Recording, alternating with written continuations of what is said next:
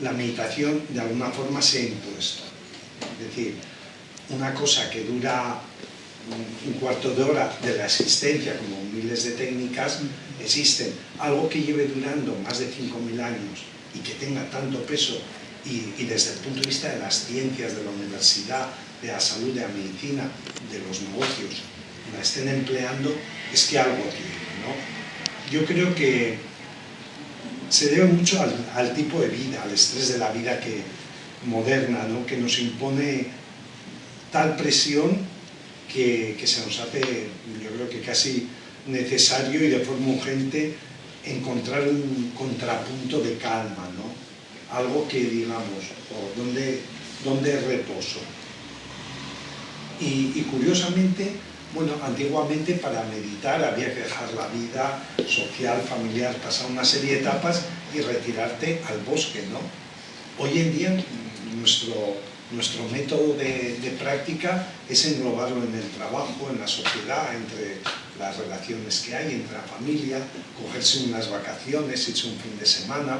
Es algo que entra a formar parte de nuestra vida, lo cual me parece infinitamente más interesante, ¿no? Yo creo que la meditación moderna, hacia donde está yendo la meditación, deja poco espacio un poco a la liturgia y a esos contextos monacales que había antes, ¿no? Que para algunos eso es muy importante. O sea, hay gente que lo que le importa es la liturgia que hay, ¿no? Y hay otros que, claro, verse ante la meditación en carne viva, con una iglesia sin altar y sin nada que adorar ni a lo que someterse, para muchos es incómodo. O sea, que están los dos aspectos, ¿no? Yo creo que ya somos muchos los que no encajamos en las fórmulas tradicionales, ¿no? Y los que de alguna forma intentamos llevar la meditación pues, a la luz de las necesidades que tenemos, de nuestro tiempo y de nuestra realidad. Está claro que todo esto es una gota en la inmensidad del océano de la meditación. Se suele decir que dentro del mundo del budismo se dice que es la impermanencia, y yo creo que es algo parecido que es la meditación. Dice, la impermanencia es el reflejo de la luna llena que se ve en una gota de agua que cuelga del pico de una ave acuática en el centro del océano. Entonces, la impermanencia es eso, ¿no? Y las cosas que hacemos pues son así, son cosas que entran en el mundo de la meditación, yo creo que con su humildad de que es un océano inmenso. Ahora, diferenciar en el mundo de la meditación lo que es esencial de lo que es anecdótico, eso es un gran trabajo. Y lo anecdótico es la parafernalia, la liturgia, los rituales, y los rituales son necesarios, pero los rituales que se viven, no los que son casi formalmente establecidos, ¿no? Requiere además tener un espíritu un poquito crítico, una capacidad de sintetizar y de integrar todo lo que es esencial en la meditación. El copiar y pegar, como se hace hasta ahora, te metes en una cultura, una tradición, dices, esto es el budismo tibetano, lo copio y lo pego, este es el budismo Theravada o el budismo Zen. Eso en realidad es fácil. Lo que pasa es que en general indica una falta de cierta profundidad. En el mundo del yoga y de la meditación, Patanjali, que es un personaje de referencia, Patanjali, que es un texto importantísimo, es el texto probablemente más importante de meditación que existe por elaboración. El resumen de sus 196 sutras, hay tres cosas que las destaca como esenciales. Dice, todo el proceso de nuestro trabajo interior es crecer en conciencia, abrir el corazón y aprender de nuestra realidad. Es decir, crecer en conciencia quiere decir tener una visión que somos algo más que el yo soy, ¿no? Abrir el corazón es el gesto de la compasión, de acoger a cada uno como es, sin sentirlo separado de nada ni de nadie. Es un trabajo intenso, ¿no? Y aprender de la realidad es la atención meditativa o la plena atención, ¿no? Es dejar, no lo hemos grabado, es dejarlo todo ahí puesto, ¿no?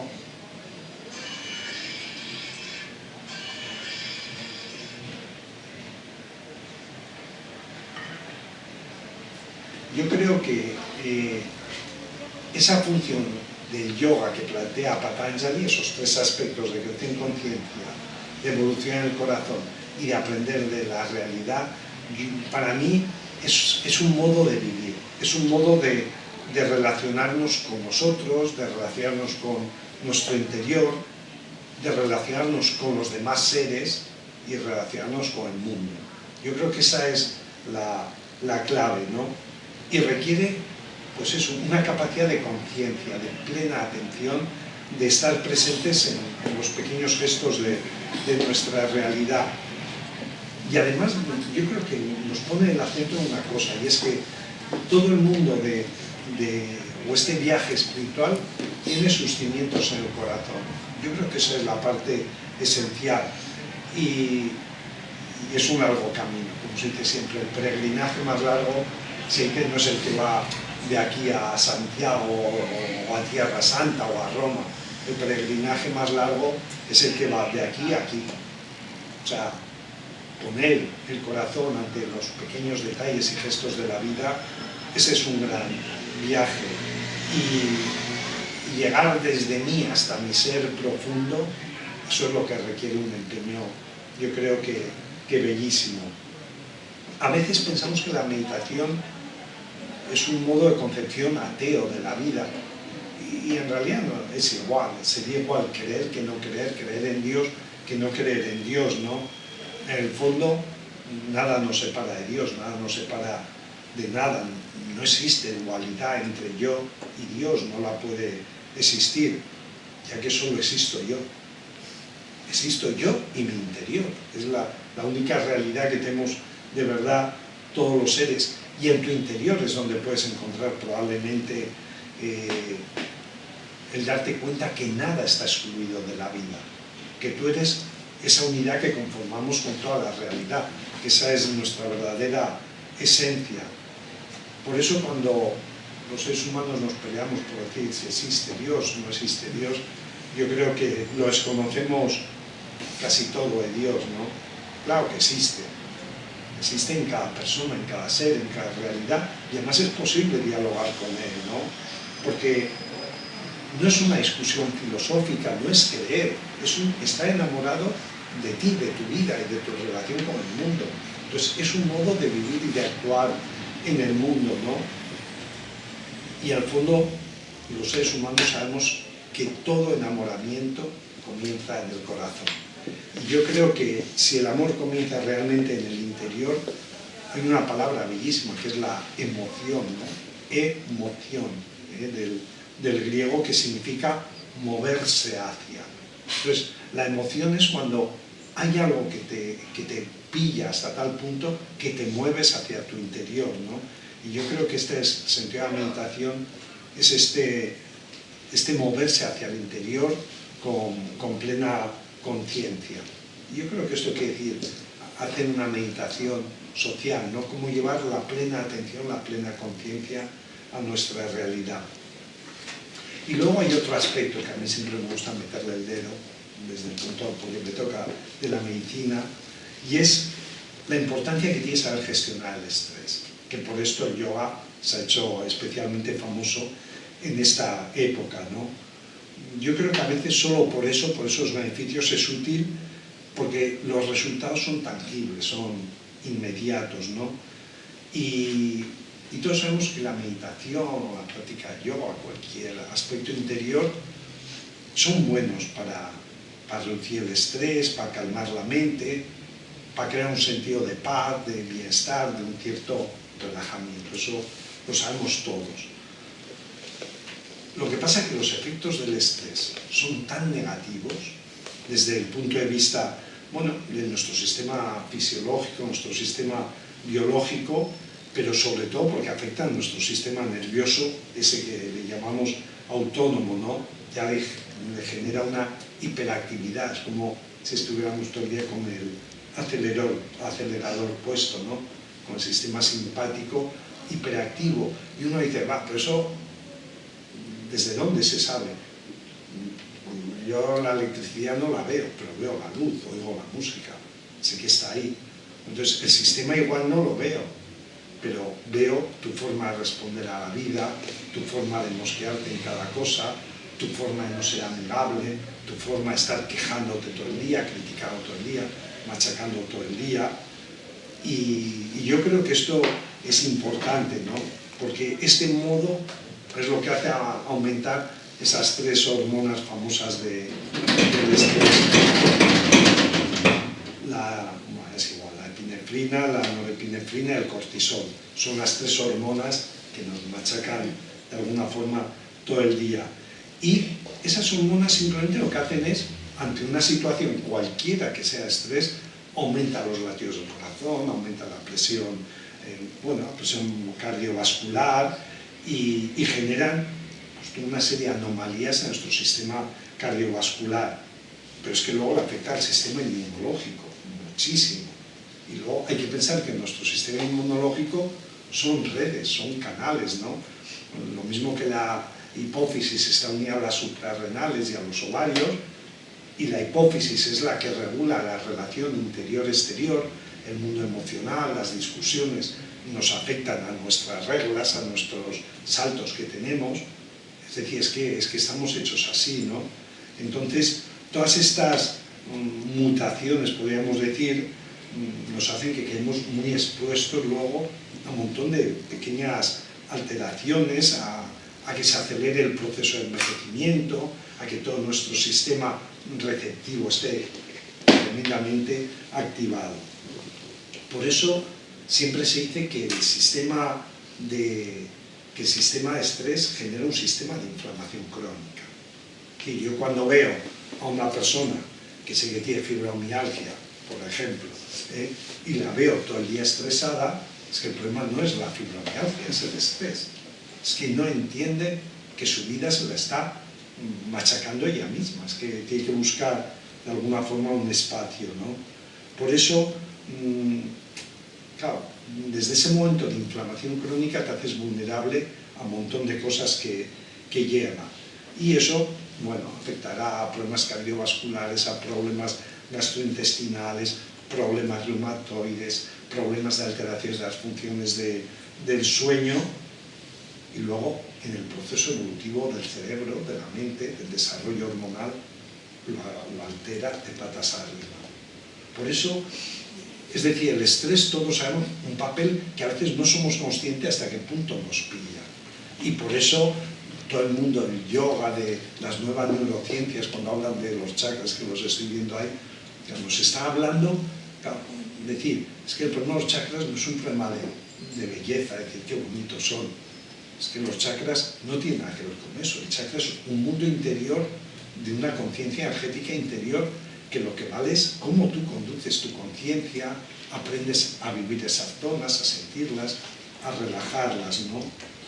Y yo creo que todos esos problemas al final generan un comportamiento dañino en la salud, en la vida, en el humor, en la ansiedad, en la depresión, en la incapacidad de concentrarnos y poner una dirección a nuestro sentimiento o a nuestras relaciones o a nuestra vida, ¿no?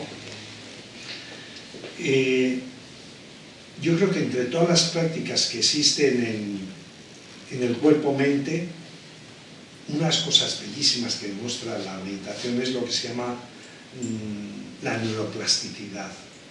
La neuroplasticidad, eso que se llaman las neuronas espejo, quiere decir que con arreglo a mis experiencias, mi cerebro va cambiando. O sea, que mi cerebro es generador de mi propio espíritu, de mi propia actitud, y que mis actitudes condicionan también mi cerebro. Y la neuroplasticidad es probablemente el elemento a nivel de la neurobiología más interesante que hay hoy en día. Es decir, ¿por qué el budismo, por qué todas las tradiciones se preocupan tanto en decir cambias actitudes, eso que se llaman los paramitas, la bondad, la generosidad? Porque todo eso de alguna forma va modelando nuestro cerebro y por tanto va modelando también nuestro espíritu, ¿no? Y todos los aspectos neurológicos que genera la meditación, que por eso se hace tan interesante, es porque cambia esta neuroplasticidad de nuestro cerebro. Yo creo que este mundo del yoga, la meditación, cualquiera de sus versiones, yo creo que por eso se ha hecho tan especial, ¿no? Porque incluye, por un lado, el movimiento, incluye la respiración, la meditación, y porque nos ayudan todos ellos a ser más sensibles y conscientes de nuestro ser. Simplemente, yo creo que esa es la parte práctica. Si eso lo hiciéramos bien, esa calidad de atención, se reduce inmensamente, pero con prácticas simplísimas y cortísimas como hacer mindfulness, montones de aspectos que generan esas tensiones en nuestra vida, ¿no? Y yo creo que ahí es donde, bueno, esa armonía del bienestar se hace interesante cuando la práctica tiene como fin decir, vamos a poner un poquito de orden. Hay otra cosita, y luego para no liarme con todo, hay un neurólogo francés que yo lo conozco porque fue profe mío en la facultad, que es Lavoie, y Lavoie decía una cosa más o menos, decía, nosotros somos un conjunto hipercomplejo de sistemas, y cada sistema que somos engloba el anterior y se engloba en el siguiente, como pasa en el mundo glandular, en el desarrollo biológico de las glándulas, o como una molécula genera una enzima genera un tejido genera un órgano, y en el fondo, como decía el Koplotnik, el fundador del movimiento anárquico, que era un biólogo maravilloso del siglo XIX, Koplotnik decía, la vida tiene dos principios, que es colaboración, es apoyo mutuo y colaboración. Y tú no verás en tu cuerpo que tu hígado se queja porque le hace trabajar mucho el riñón o porque el intestino no le manda. Él, se porten bien o mal, da lo mejor de sí mismo en cada momento. Y yo creo que este sistema es importante. ¿Cómo hacemos que nosotros, nuestra vida y nuestros sistemas vayan dando y aporten lo mejor para estas estructuras, ¿no? Que por un lado, eso es lo que marca la evolución, la buena colaboración que tenemos los seres humanos, y esta complejidad de funciones es porque hay una buena información. Sin embargo, los seres humanos tenemos una dificultad, que es la complejidad del cerebro, ¿no? Que eso lo hace ser difícil. Y es curioso que, por ejemplo, nuestro cerebro izquierdo, seguro que lo sabéis, pero bueno, el cerebro izquierdo es muy temporal, es muy lineal. Y el cerebro izquierdo lo que hace es marcar método, formas, hábitos, genera sistemas que él los puede controlar desde la lógica, desde la razón. Y tiene que ver sobre todo con lo que relaciona entre el pasado y el futuro. Es decir, constantemente está analizando la experiencia y proyectando, pero diciendo, ojo, que ya sabes lo que puede pasar, ¿no? Entonces esa vocecilla de fondo nos está machacando todo el día y que no nos deja estar donde tenemos que estar, ¿no? Entonces, simplemente lo que hace el cerebro izquierdo es generar un enorme collage de lo que es este momento a partir de las impresiones que tiene, analizando todos los detalles y proyectándose siempre hacia el futuro. Y todo esto lo hace creando un lenguaje. El cerebro izquierdo crea el lenguaje de la lógica, ¿no? Y entonces conecta mi mundo interior con el exterior. Y está siempre machacándote y poniendo de alguna forma eso que llamamos el orden, la lógica. Niño, que asientes la cabeza. Pues eso. Es decir, si yo tengo que venir aquí hoy a dar una conferencia, tengo que pensar que tengo que coger el coche, que tengo que ponerle gasolina y que mañana voy a otro viaje y que tengo que... Me da igual. Pero tengo que pensar en de dónde vengo y a dónde voy. Y es su lógica y tiene un sentido. Pero, sobre todo, el cerebro izquierdo es el que te dice, yo soy. Es ese. Es el que marca tu individualidad. Porque desde el momento que el cerebro izquierdo te hace tener esta conciencia de yo soy, te haces un ser separado. Porque eres separado de los demás y tienes que generar, bueno, eso que llamamos la protección egoica, ¿no? Y si me separo de toda esa corriente que se mueve alrededor de mí, es difícil vivir en relación. Además, la traducción de vivir quiere decir estar en relación. Claro, es la antítesis del vivir. Él dice, ahora hay esto, pero lo que te hace es aislarte de todo lo que hay para defender tu situación. Sin embargo, el hemisferio derecho es particular. El hemisferio derecho tiene una función muy distinta que de este presente, ¿no? Él lo que hace es ver el presente en este instante. Es atemporal. A él no le vale ni la experiencia pasada ni las proyecciones. Él tiene una percepción de la totalidad en este momento, sin condicionamientos de la mente. Y es curioso que el cerebro derecho aprende de la parte instintiva en nuestro cuerpo. Por eso, a veces, los movimientos, las danzas, el yoga bien hecho, el tai chi, no el postureo, sino el trabajo que se hace con plena consciencia, tiene un sentido, porque la información llega al cerebro como un flujo de energía, como una percepción, de alguna forma, de la totalidad, y le llega a través de todos los sistemas sensoriales, que eso es una parte. Es decir, el oído no oye la palabra, el oído oye lo que hay detrás de lo que te quieren decir. Los ojos no ven a la persona, ven lo que hay detrás de la persona, el sentimiento.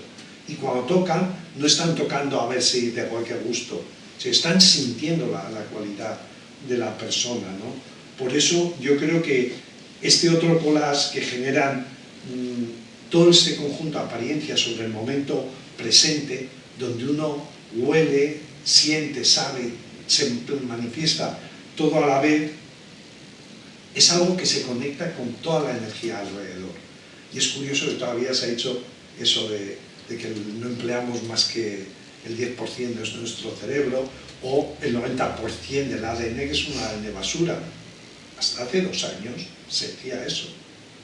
O sea, hemos tardado todavía en darnos cuenta que ese otro 90% tiene el código biológico.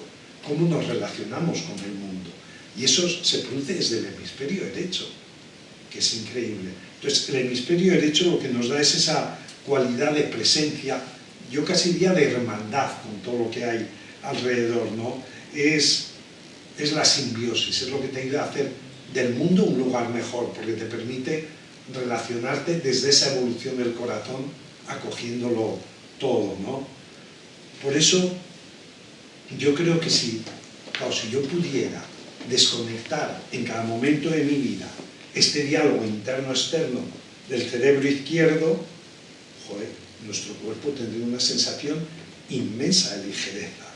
Estaría, de alguna forma, despreocupado de todo ese estrés del que pensarán, qué dirán, qué imagen daré, y de alguna forma te sientes en total libertad de esos 30, 40 o 50 años de carga emocional que llevamos todos detrás, ¿no?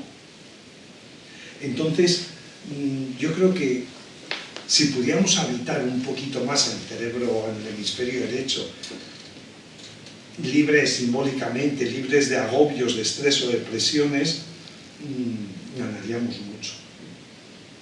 Todos sabemos que es imposible habitar el cerebro derecho, es un conjunto, pero es que sobreactuamos en el lado izquierdo y se nos olvida muchísimo cómo debemos habitar el lado derecho. Entonces, bueno, la meditación es como una elección, es dónde quieres habitar un poquito más de tiempo, en qué lado quieres quedarte para habitar, si la parte izquierda o la derecha. Está claro que tenemos un montón de habilidades, sistemas cognitivos maravillosos, pero yo tengo que decir a qué le quiero dar más fuerza. Es decir, uno puede decir, no, yo me desentiendo de todo, pero claro, cuando uno dice, no, yo quiero acoger todo, pues nos puede pasar como cuando vamos por la calle y vemos un pobre. Claro, ves uno y dices, igual le das medio euro, al segundo ya ni lo miras. Joder, a veces ese es el sentimiento, es decir, yo acojo a todo, igual no te puedo dar más dinero, no quiero dar más dinero, pero te doy una mirada y te digo que sé que estás ahí, que probablemente para esas personas es infinitamente más importante que darles algo, que alguien los mire, que los reconozca y que les dé un sentido, una existencia, ¿no? Por eso yo creo que elegir una guía un poquito consciente de nuestro cerebro es importante, porque te hacen poco a poco habituarte a salir de tanta yoicidad, de tanto egocentrismo que tenemos los seres. Y lo que es cierto es que cuando yo que en cuanto que yo pase más tiempo habitando un poquito mi cerebro derecho o viviendo en él, mayor sea la paz que yo voy a poder proyectar a mi realidad. Y la gente va al médico como paciente. Es decir, alguien que busca la paz. Y el médico, o el sanador, o el terapeuta, tendría que ser alguien que la tuviera en disponibilidad de otorgarla, de dispensarla. Porque para eso vamos buscando algo en la gente, ¿no?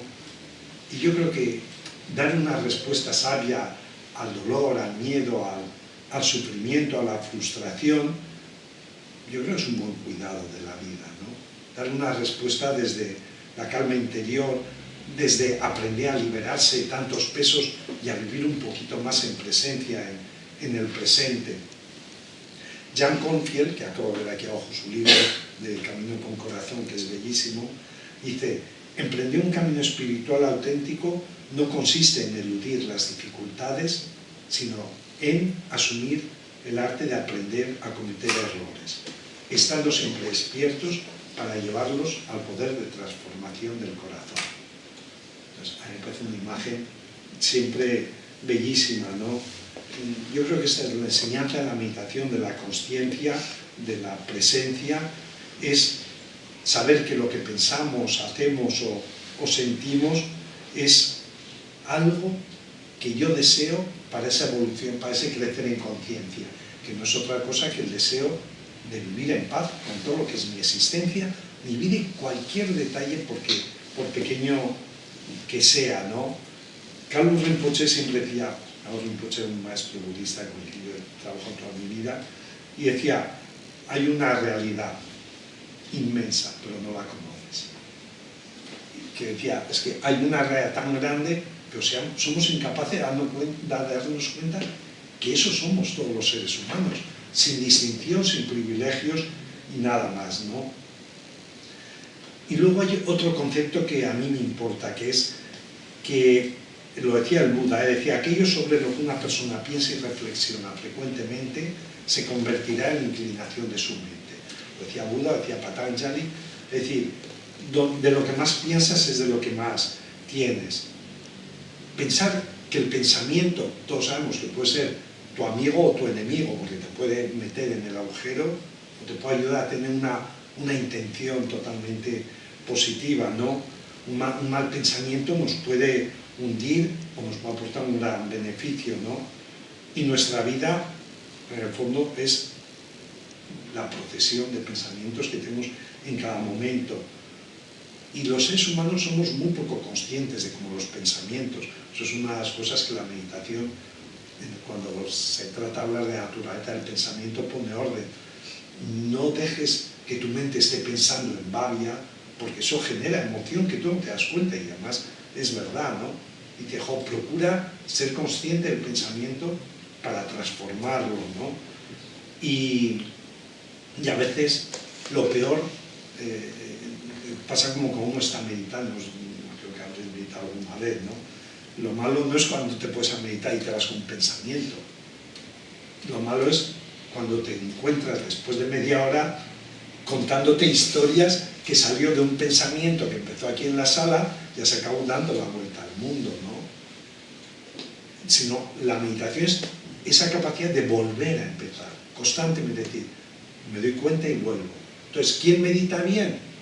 Pues quien se ha dado cuenta 385 veces en media hora que no estaba meditando. Porque es quien ha cogido su atención con toda su dulzura y ha dicho, venga, vuelve a empezar. Y ese darse cuenta que la mente se va, ese es el trabajo de la meditación. Pensar que uno está viendo estrellitas no es cierto. La A corresponde a la aceptación. Simplemente aceptar, acoger, agradecer lo que la vida nos da. Si no es importante lo que nos da, es como lo acogemos. Si las cosas que suceden son de mil formas, el problema es cómo las acojo y las siento, ¿no? No quiere decir ni que sean mejores ni peores, lo que se dice, que el dolor es inevitable, el sufrimiento sí, porque es la identificación que generamos, ¿no? La aceptación yo creo que es un movimiento del corazón que incluye, que abarca todo, que dice, yo acepto mi vida lo que es, ¿no? Carl Jung decía que quizás yo mismo soy el enemigo que debe ser amado, ¿no? Es una imagen bellísima, ¿no? Siempre estamos echar fuera balones de lo que pasa en nuestras vidas y de si quizás somos nosotros mismos. La I es la I de indagación. Indagación quiere decir ver con profundidad, ir más allá de tus identificaciones, más allá de tus hábitos, dar espacio, ¿no? Ver a los demás, abrirte a los demás, no tener temor para reconocer cosas, observar todo lo que hay a nuestro alrededor, indagar. Y la N es la de no apego, no identificación, que son que todas las experiencias que pasan en mi vida no soy yo, que lo que piensa mi mente no tengo por qué ser yo. Esto sí que crea la gran dependencia de la que cuando todos los textos sagrados nos dicen practica el desapego, pero el desapego de qué, de regalar mi reloj, no, el desapego de lo que tú te piensas que eres y que sientes, ¿no? Tener esa visión de abertura, de no exigencia ni a los demás ni a ti mismo, ¿no? Buda decía que dentro del espacio de este cuerpo y de esta mente se encuentran todas las enseñanzas. Eso es lo que decíamos al principio.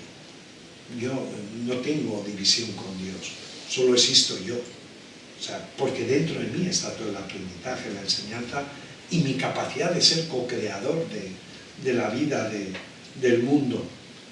Y yo creo que estos son los caminos, no es un camino, bueno, no sé, se podría decir, de la vida, de agradecer a la vida lo que te ofrece, lo que te da en cada momento. Otro camino es el de la creación. Ya sé que podré tener 1000 razones para quejarme, pero bueno, si sigo las potencias de 10 y me levanto 1 metro y mis problemas los veo en el de nosotros 4, digo, bueno, igual no es tanto mi problema. Si me levanto 10 metros y veo todo el vecindario, igual me relajo un poquito más.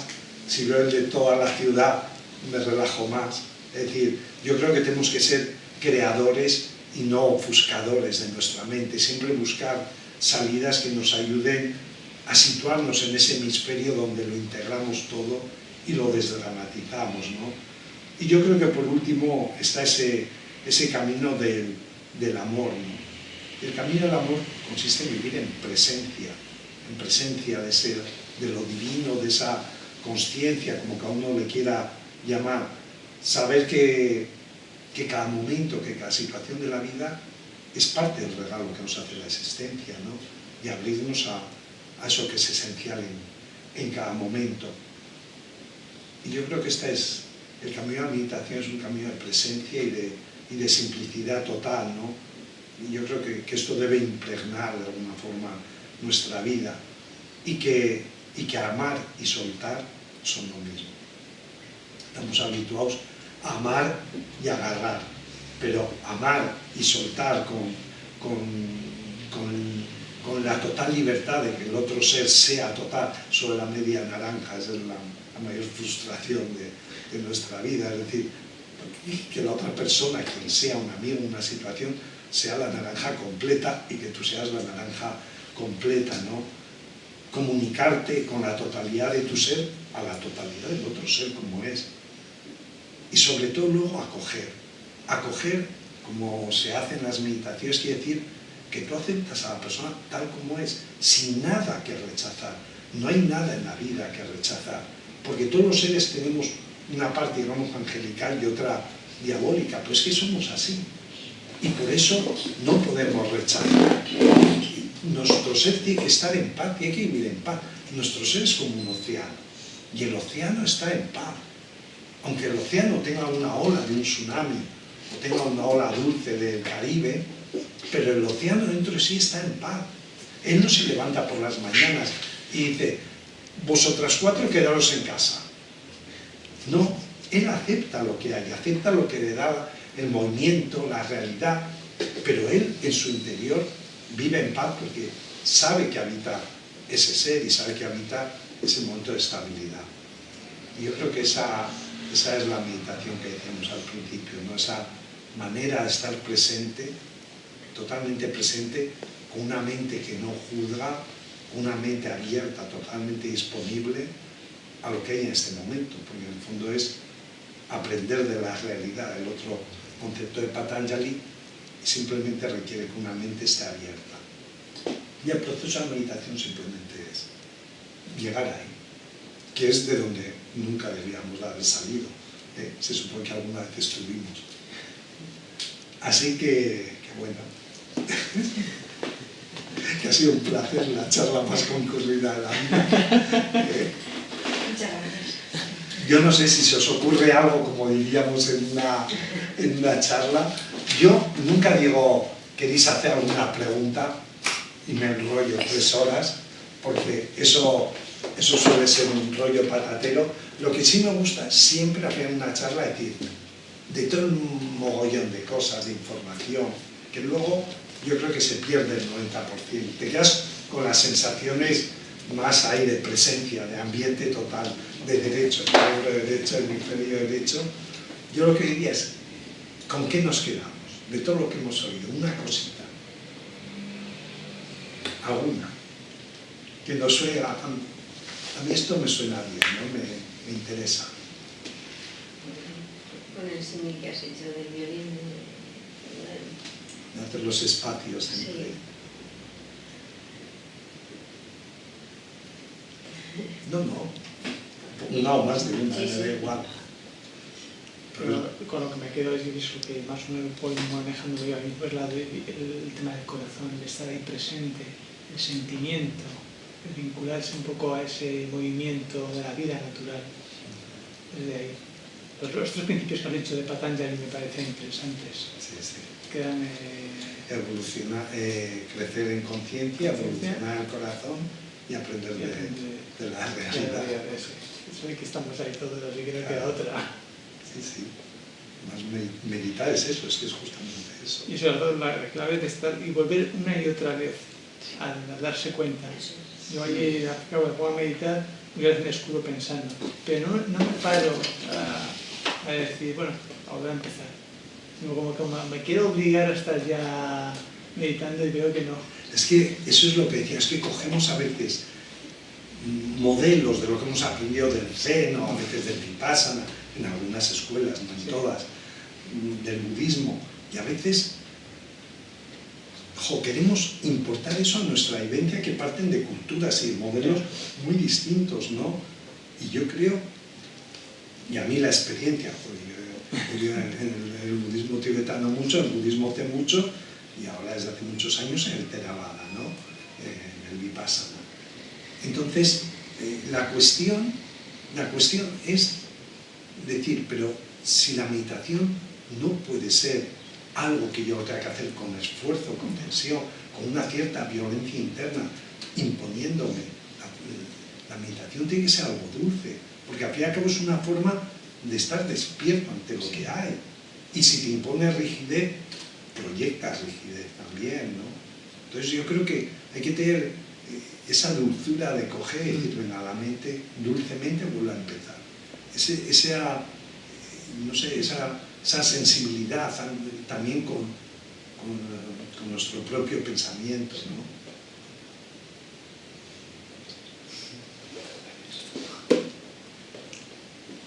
¿Qué se te queda? Yo todo, lo he echado todo.